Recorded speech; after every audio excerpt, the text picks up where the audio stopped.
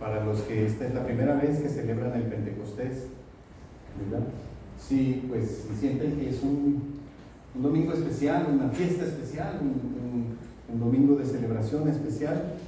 Bueno, aquí nosotros tratamos de hacerlo, nos esforzamos por hacerlo, hacemos mucha bulla, ¿verdad? De que hoy es el día de Pentecostés, tanto así que ustedes no están para saberlo ni yo para contarlo, pero hay comida para todos. Después que termine el culto vamos a tener oportunidad de compartir juntos y comer juntos con alegría y sencillez de corazón, ¿verdad? Bienvenidos todos, por favor, haga planes para quedarse. Y no podemos dejar pasar la oportunidad de celebrar el Pentecostés 50 días después del Domingo de Resurrección, para que subrayemos, para que puntualicemos algunas cosas tan importantes sobre la presencia del Espíritu Santo en la iglesia y en el mundo. Y yo quisiera ver si me pueden ayudar, los que están ahí en la producción, para volver a poner la letra del himno que cantamos de Cecilia Rivero. El himno se llama Espíritu y lo cantamos hoy. Yo creo que fue el primero que cantamos. Quiero señalar también que hay asientos acá para que pasen a sentarse, para que no estén de pie, porque me voy a tardar como unas 2 horas hablando, entonces no van a aguantar. Por favor, tomen asiento, sienten acá, están los lugares disponibles para ustedes. Bueno, no los voy a obligar tampoco, ni a la fuerza ni los zapatos, pero ahí está. Entonces yo quiero que hagamos un ejercicio, que ustedes, ¿verdad?, levanten la mano si les llama la atención alguna de las líneas de este himno, alguna frase. No tanto, tanto si les gusta, si dice esto me gusta, o también porque les inquieta, dicen, no entiendo esto, ¿por qué dice esto?, ¿no? Entonces ahí está la primera página del himno que cantamos. Alguien que levante la mano y dice, pues, yo quiero recalcar esto. A ver, hay 3 manos levantadas. Primero las damas. La primera está hermosísima, que tu espíritu se avanza, que inspira el caminar. Ok, o le parece a hermana Blaquis una cosa muy linda, que el Espíritu Santo es como una danza que nos inspira. Lleno del Espíritu, caminas. Nos inspira a caminar. Nos inspira a caminar, a vivir, ¿verdad? A vivir. Hermano David. Que tu espíritu arrase con la uniformidad. ¿Algo que quiera comentar, hermano? Sí, bueno, que a veces tenemos la tendencia, ¿no?, que solamente los que pensamos lo mismo, los que nos hacemos las mismas cosas, los que estamos unidos, pero realmente el espíritu en la diversidad también nos une, ¿no? El valor de escucharnos unos a otros, saber que cada uno es una creación singular, especial, preciosa de Dios, y no todos tenemos que ser completamente iguales. Absolutamente aburrido sería, ¿verdad? Había otra mano levantada por acá, allá, sí. Bueno, con lo que queda, yo me llamó la atención porque Pedro describe la sabiduría de Dios como multiforme. Entonces, es muy interesante como es que quita lo uniforme. Claro, uniforme no, multiforme, gracias a Dios. ¿Sí? Que tu espíritu se mezcle con nuestra humanidad, que así como el espíritu que todo el tiempo busca de Dios, que nosotros como humanos también estemos buscando. Qué bendición, esa mezcla, ese encuentro entre Dios y los seres humanos, ¿verdad? Que ocurre. ¿Sí, hermana? Me encanta que tu espíritu convoque la unidad. Convoque a la unidad. Amén. Amén. Y derrumbe barreras, las barreras que nos separan, ¿no? En Cristo esas barreras se derrumban por la fe en Jesucristo. A ver, entonces había una mano por acá. ¿Sí? ¿Gustavo? Igual, Ah. con esa unidad me llama la atención que no aborda, que no la sustituye. Qué lindo. El Espíritu no borra nuestra humanidad, no la aplasta, no la reprime, ¿verdad? Sino que al contrario, la redime, la construye por dentro, la fortalece. Miren, este es el primer punto del sermón. Cuando conocemos al Señor Jesús nos hacemos más y mejores seres humanos. Somos los seres humanos que Dios nos creó, ¿verdad? Pero plenamente. Cuando andamos escuchando las mentiras del enemigo, nos deshumanizamos y nos hacemos menos que humanos. Y solamente por la gracia de Dios y por la obra del Espíritu, entonces somos realmente humanos, pero con la humanidad divina. Esa es la humanidad frente a Dios, ¿verdad? Cuando el ser humano se pone frente a Dios y dice, yo soy realmente, plenamente humano, gracias a Dios, ¿no? Por el Espíritu que realmente nos humaniza, ¿no? Porque es el pecado el que nos deshumaniza, ¿no?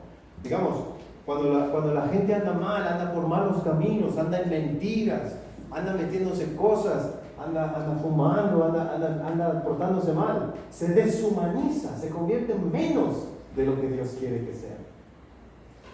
Entonces solamente el Espíritu nos hace como que hace que florezcamos así, como seres humanos realmente. Qué bendición, qué lindo. Bueno, apenas es la primera, vamos a la segunda, a ver, o nos saltamos la segunda. No la saltemos.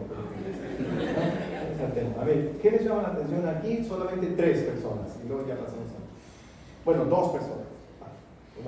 Que tu Espíritu transforme nuestras manos para que podamos ser más compartidos, ¿verdad? Y que en la primera. Amén. Más compartidos. Eso, cuando el Espíritu Santo habita en nuestra vida, aprendemos a dar, ¿no? Qué curioso, ¿no? Que alguien pueda decir, no, sí, yo ya me caí en el Espíritu Santo, hermano, fui a un culto y me caí en el Espíritu Santo. Ok, ahora, ¿sabe qué, hermano? Estamos juntando una despensa para un misionero. ¿Cómo ven? Ah, no, yo me caí en el Espíritu Santo, pero yo no doy mis bolsas de frijoles y yo no comparto, ¿no? ¿Cómo? O sea, te caíste en el Espíritu Santo, pero no te hizo ser más generoso. Entonces, ¿de qué te sirvió? No te sirvió de nada caerte, ¿no? Porque lo importante no es caerte en el Espíritu, sino hacerte generoso, ¿no? El Espíritu Santo es eso, ¿no? Nos hace ver que lo más importante en la vida es un color. Es el color amarilla, ¿verdad? Amar y ya, ¿no? Eso lo enseñó Yuri. La vida es así, es amar y ya. No es tan complicada, ¿no? Es mejor dar que recibir. ¿Algo más que llame aquí la atención? Vamos a la siguiente. La 2. Sí, Con ternura nuestro ser lo fecunda el Espíritu con ternura. Amén.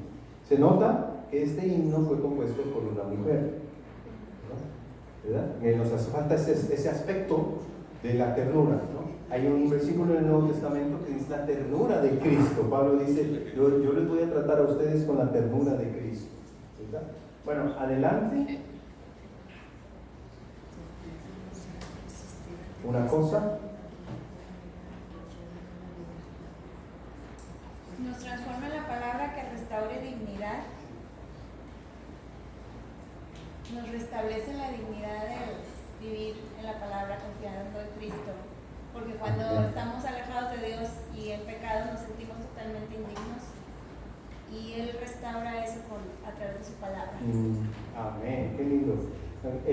La palabra de Dios siempre es restauradora. Cuando Dios habla, nosotros escuchamos y es para restaurar nuestra dignidad. Siempre pasa por el arrepentimiento.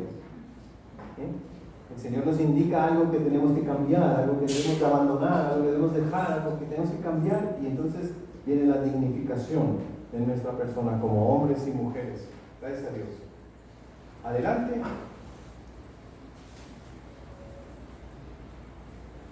Gracias.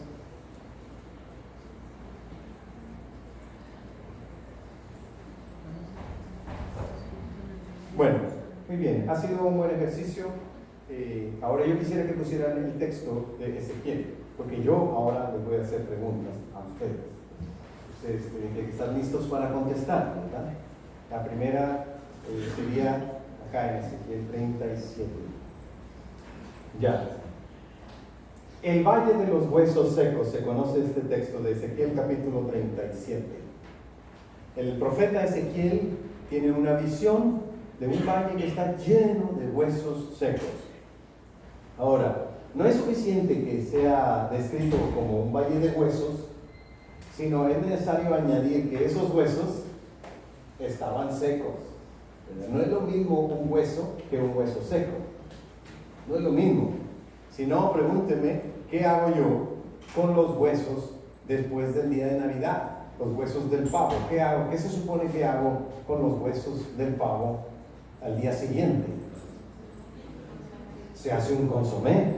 Exactamente, se hace un consomé riquísimo con los huesos del pavo. Si no al día siguiente, 2 días después, porque no se acaba el pavo en un día, pero cuando ya se acabe el pavo, junto los huesos y se hace aquel consomé delicioso. Si nunca lo han probado, pruébenlo este año y luego me dicen su reporte, cómo les salió. Porque el hueso tiene todavía vida, tiene todavía ahí sustancia por dentro, y es lo que suelta con el consomé. Pero un hueso, que aparte de ser hueso, está seco, es una descripción de total devastación, o sea, muerte total. No hay esperanza, es un hueso seco. Y no era solo uno, había todo el valle que estaba lleno de huesos secos. Entonces el profeta recibe las órdenes de Dios. Y en el versículo 5, ahí aparece la primera. El Señor le dice al profeta, que, bueno, ustedes no tienen ahí el número, pero fue la primera orden que le da el Señor al profeta. Dice,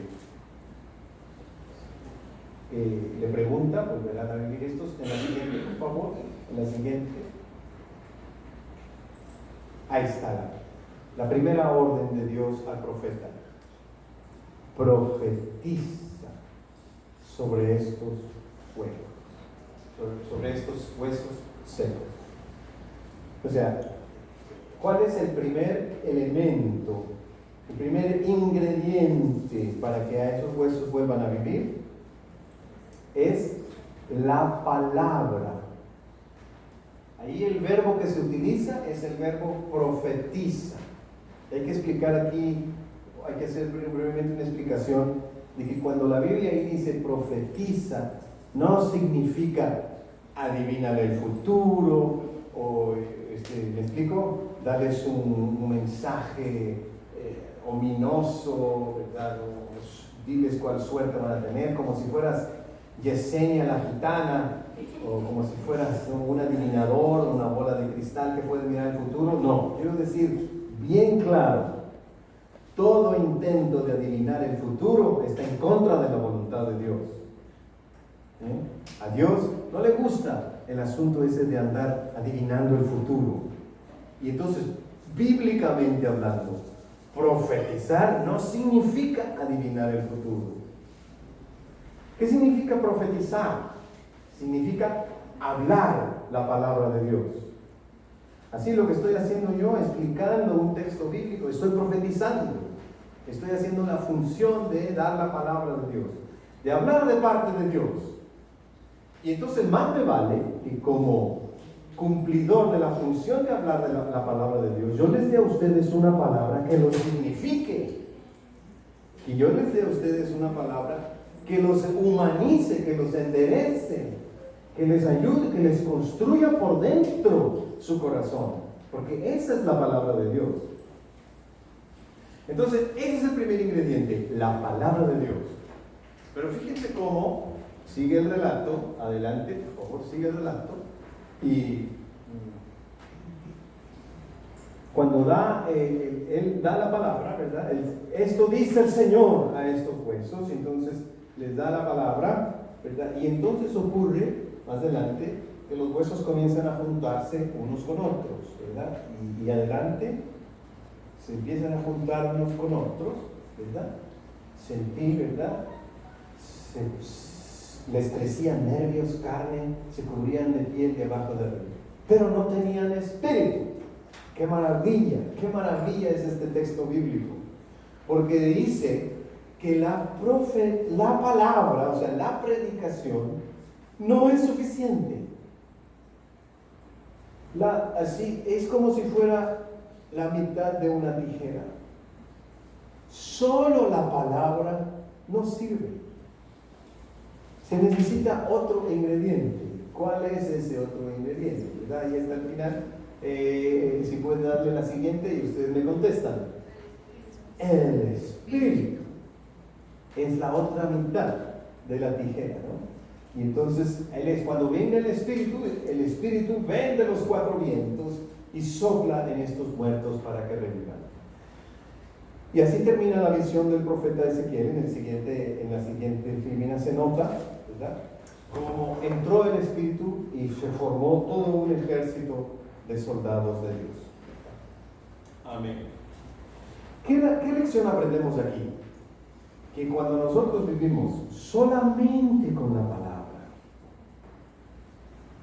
entonces nos falta la vida, nos falta la intención de aquel que dijo la palabra, nos falta el carácter del que dio la palabra, nos falta el corazón palpitante de aquel que dio la palabra, si nos quedamos solo con la palabra, o sea, solo con el texto, con la letra muerta.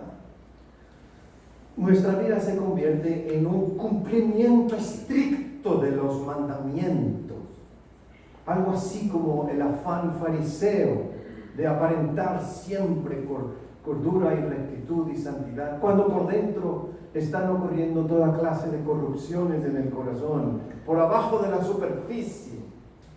Eso es solamente enfocarse en la palabra, quedarse solo con el mandamiento, como si aprendernos de memoria la Biblia fuera suficiente. Y no lo es. No lo es, porque falta el Espíritu. Pero fíjense qué interesante, que tampoco solo el Espíritu es suficiente para todos aquellos que quieren vivir en la vida así nada más, con la fuerza del Espíritu, con las manifestaciones del Espíritu. Entonces se vive su vida solamente como una pulsión de vida, una pulsión de muerte, una pasión desenfrenada que no atiende al mandamiento, que no sabe que Dios ha hablado, y si Dios ha hablado, lo que Dios ha dicho es la luz para nuestro camino. Lámpara es a mis pies tu palabra y lumbrera a mi camino. Amén. Y forastero soy yo en la tierra, no encubras de mí tus mandamientos. Como yo no sé cómo vivir sobre este planeta, yo necesito la luz de tu palabra. Necesito tu palabra. Pero no solo tu palabra, necesito que tu palabra haga tijera con tu espíritu. Y tampoco solamente necesito el espíritu, porque entonces no sabría qué es lo bueno y qué es lo malo. Y no sabría de qué manera me dignifica tu palabra. Y no sabría cuáles son tus mandamientos, qué cosas has dicho, qué tipo de árbol has dicho que de ese árbol yo no debo comer, qué tipo de límites me has puesto para poder vivir de una manera sana, de una manera alegre y correcta. Es decir, como yo no sé cómo vivir en esta tierra, Señor, porque soy forastero, te ruego, no encubras de mí tu palabra. Déjame saber tu palabra. Enséñame tus mandamientos. Enséñame cómo se debe respetar de un hombre a una mujer y viceversa. Enséñame cómo se debe tratar uno al otro para no faltarnos el respeto. Enséñame tus buenos mandamientos, para que así yo sepa cómo conducirme por la vida. Por eso cuando Dios ha pronunciado una palabra, cuando Dios ha dicho un mandamiento, cuando ha dado un estatuto, cuando ha dado una luz que viene de su boca, eso dice nuestro Maestro Jesús, es más valioso que el pan. Porque no solo de pan vive el hombre, sino de esas palabras de vida que salen de la boca de Dios. Por eso necesitamos acercarnos a la palabra. Y no solamente vivir un cristianismo de espíritu, que no atiende a la palabra. Pero tampoco podemos vivir un cristianismo solo de palabra. Así que ya está claro el punto, ¿verdad? He estado insistiéndolo. Necesitamos la tijera, ¿verdad? El Espíritu y la palabra. La palabra y el Espíritu. Así actúa Dios en la iglesia y así actúa Dios en nuestra vida. ¡Qué bendición! Y ya voy a terminar, hermanos. ¡Qué bendición! La presencia del Espíritu Santo y de la palabra de Dios en nuestra vida. Porque les voy a decir dos cosas nada más que hace en nuestra vida el Espíritu y la palabra. Primero, nos crea. Desde la primera página de la Biblia, ahí está el Espíritu Santo encima de un gran océano primigenio, revoloteando vida sobre las aguas del abismo. El Espíritu en la creación. Es decir, todas estas maravillosas formas tan espectaculares de todos los seres vivos, de todos los reinos, animal, vegetal, protista, monera y fungi, ¿verdad? Esos son los nombres que nos dicen en la facultad. O sea, los hongos, los insectos, los protozoarios, las bacterias, las algas, las plantas, las coníferas, los mamíferos, los vertebrados, los invertebrados, los moluscos, los primates, todos los seres vivos son obra de la maravillosa creación del Espíritu. Y nuestro corazón palpita con la fuerza que nos da el Espíritu. Eso es lo primero que hace el Señor, nos crea. Y en la Biblia, siempre que hay una creación de algo nuevo, ahí está el Espíritu. Porque nuestro credo dice que el Señor Jesús fue concebido por obra del Espíritu Santo. Entonces, algo nuevo, este Jesús era un espécimen nuevo. No había nadie como Él antes, ni hubo nadie como Él después. Un ser humano único que nació de una virgen. Ninguno de nosotros nació así. Pero el Señor Jesús fue concebido por obra del Espíritu Santo. Es decir, cuando se creó este nuevo ser humano en Jesús, fue obra del Espíritu Santo. No que es la creación del Hijo, porque el Hijo es eterno, pero sí la concepción del Verbo encarnado, la venida de Jesús. El bebé Jesús en el vientre de la Virgen María. Obra del Espíritu Santo. Y la tercera cosa que fue creada también por el Espíritu Santo, la iglesia, en el día de Pentecostés. Viene el Espíritu Santo, sopla sobre aquellos 120. 120. ¿Qué es 120? Para escribir el número 120, primero tengo que escribir el número 12. ¡Aleluya! 12. 120. Los 12. O sea, nosotros, los discípulos. Andrés, Pedro, Jacobo, Juan, Mateo, Tomás, Felipe, Natanael, Jacobo, hijo de Alfeo, Simón, el celote, Judas Tadeo y Judas Iscariote, sustituido por Matías. Pero seguimos siendo 12 y seguimos siendo 120. Y 12,000, 12 es el pueblo, los 12 hijos de Jacob, los 12 discípulos de Jesús, el pueblo de Dios. Los 120 reciben el Espíritu hace que nazca algo nuevo. Una nueva creación, la iglesia. Que a diferencia de aquellos en Babel, que no se entendían unos a otros, que decían pásame un ladrillo y no le entendieron, el otro creía que le decía pásame un sopapo, y entonces en lugar del ladrillo le dio el sopapo, no se entendieron y terminaron la construcción de aquella tonta torre de Babel. Pero ahora en Pentecostés, a pesar que vienen de diferentes partes del mundo, pueden escuchar cada uno en su idioma las maravillas del Evangelio. Las maravillas de Dios. Dios te ama. Dios tiene un maravilloso plan para tu vida. Dios quiere reconciliarse contigo. Dios te extiende la mano en Jesucristo para ser tu amigo. Dios tiene un futuro bueno para ti en tu vida. Y lo puedes entender perfectamente en el idioma castellano, gracias al Pentecostés. Así pues, eso es lo primero que hace el Espíritu. El Espíritu nos crea. Pero ¿qué es lo segundo? Yo les dije que eran dos cosas que el Espíritu hace con nosotros. El Espíritu nos recrea. Nos recrea. Y aquí está la historia de Ezequiel capítulo 37. Hemos sido a lo mejor buenos, tenemos recuerdos de cuando teníamos buenos tiempos en el pasado, y a lo mejor ahora lo único que queda de nosotros son un montón de huesos secos. Ya pasó, no hay esperanza para nosotros. A lo mejor se derrumbó un proyecto que teníamos, a lo mejor los castillos se vinieron abajo, como dice ese canto, cuando tus castillos se derrumban. A lo mejor hemos experimentado eso, en ese sentido que una relación matrimonial ya no. A lo mejor decimos, no, pues yo con mi futuro ya se vino abajo, se desplomó. A lo mejor algo ha ocurrido, algo indeseable, algo terrible, una tragedia que nos dejó como huesos secos, secos hasta la médula, secos por dentro, sin esperanza, sin alegría, desconsolados, podrida nuestra vida, seca. El Espíritu Santo nos recrea.